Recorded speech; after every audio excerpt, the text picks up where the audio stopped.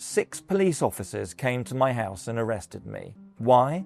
Because I'd been talking about my daughter's school on a WhatsApp group. It was the morning of Wednesday the 29th of January, about 11:45. I was on a Zoom call for a work project, when on my Zoom screen, in the little window where I saw my own face, I realised that 2 police officers were standing behind me. Another 2 police officers were arresting my partner, Rosalind, in front of Francesca, our 3-year-old daughter. They bundled us into the police cars and took us off to custody at Stevenage Police Station, where we remained for the next 12 hours. He arrested me on suspicion of harassment and malicious communications, and it was to do with a dispute with our daughter's primary school, which began with posts on a WhatsApp group. On the 23rd of November 2023, the head teacher of my daughter's primary school announced he would retire. But what seemed strange to me was the Board of Governors decided immediately to appoint the deputy head as acting head 10 months later without even advertising the job. So I made some inquiries. I contacted the chair of governors in private and in good faith and asked her to explain what a rationale was and what was going to happen. Her response, in my opinion, was rather evasive.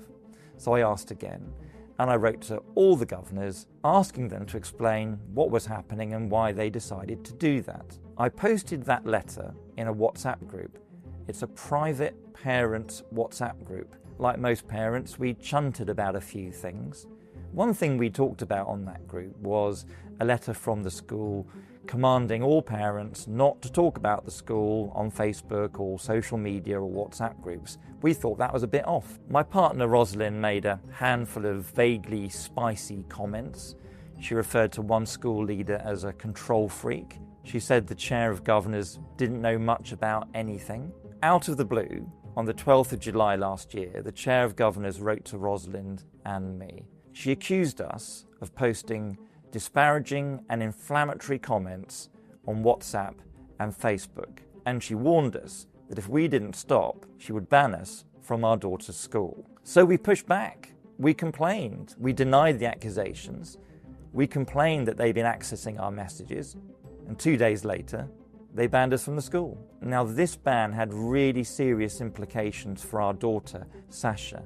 She has epilepsy, she's disabled, she has special needs. We weren't allowed to have normal conversations with the school. We could only send emails. So we had to send emails about everything our daughter needed for her health and education. We were going through the school's formal complaints policy. And then on the 20th December, there was a knock on the door.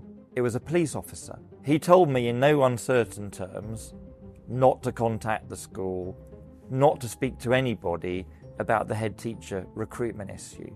He even told me to take my daughter out of the school. In the end, we gave up, I suppose. We took Sasha out of the school. 5 days later, the police turned up.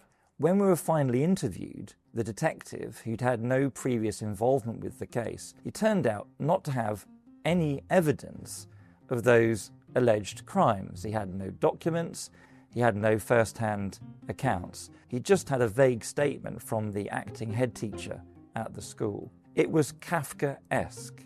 It was surreal. It was bizarre. It was horrific. Eventually, we were put on police bail and discharged at midnight. We got a £75 cab back to our house in Borehamwood. About 2 or 3 days later, a kind of PTSD began to kick in. I mean, did that really happen?